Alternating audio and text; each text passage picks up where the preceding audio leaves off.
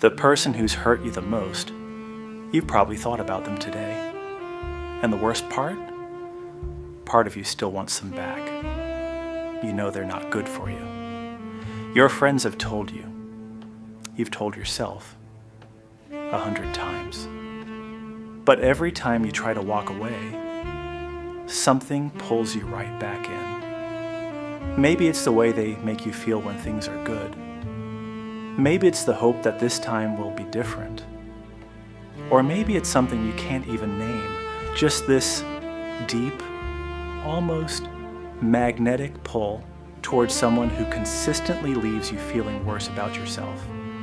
This isn't weakness. This isn't stupidity. There's a real psychological reason this happens, and once you understand it, everything starts to make sense. Here's something most people don't know. Inconsistency is more addictive than consistency. When someone treats you well sometimes and pulls away other times, your brain doesn't register that as a red flag. It registers it as a puzzle to solve. And dopamine, the neurochemical tied to motivation and reward, spikes hardest not when you get the reward, but when the reward is unpredictable. This is the same mechanism behind slot machines. You don't keep pulling the lever because you always win. You keep pulling because you might. So when someone blows hot and cold, affectionate one day, distant the next, your nervous system gets hooked. The good moments feel euphoric. The bad moments feel urgent. And walking away feels physically impossible, even when logically you know you should. Now here's where it gets deeper. Most of us don't fall for people randomly. We fall for people who feel familiar. And often what feels familiar isn't safety. It's the emotional texture of our earliest relationships. If you grew up around love that came with conditions, that was warm but unpredictable, caring but critical, then emotionally inconsistent people won't feel like a red flag. They'll feel like home.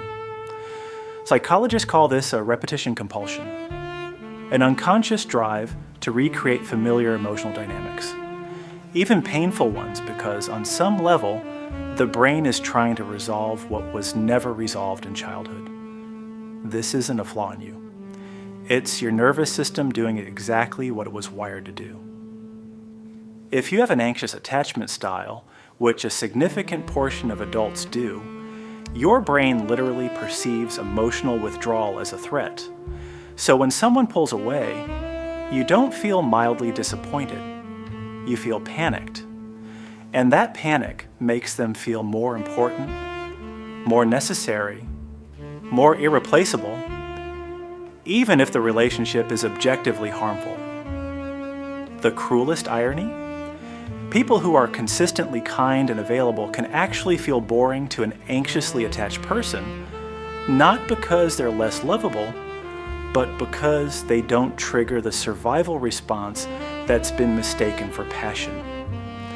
You've been interpreting anxiety as attraction. That's a distinction that changes everything. Here's the reframe I want you to hold on to.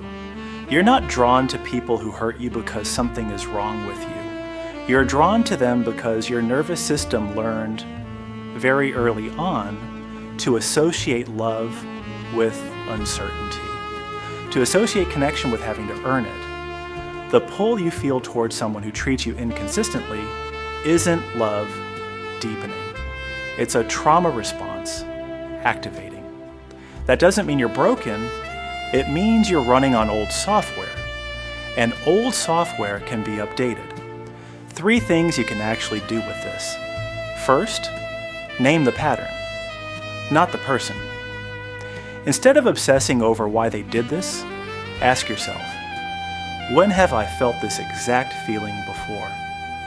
The earlier the memory, the closer you are to the root. Second, learn to sit with the discomfort of calm. If someone consistently kind feels too easy or boring, don't run toward chaos. That discomfort is information. It's telling you exactly where the work is. Third, Notice the cycle before you re-enter it. Before you text back, before you go back, pause and ask yourself, am I seeking connection or am I seeking relief from anxiety? Those are two very different things with two very different outcomes. You're not addicted to the person. You're addicted to the pattern, and the moment you can see it clearly, without judgment, is the moment it starts to lose its grip. If this hit close to home, drop a comment below. I read every single one. And if you want to go deeper, the next video breaks down exactly why anxious and avoidant people keep finding each other. That one will connect a lot of dots.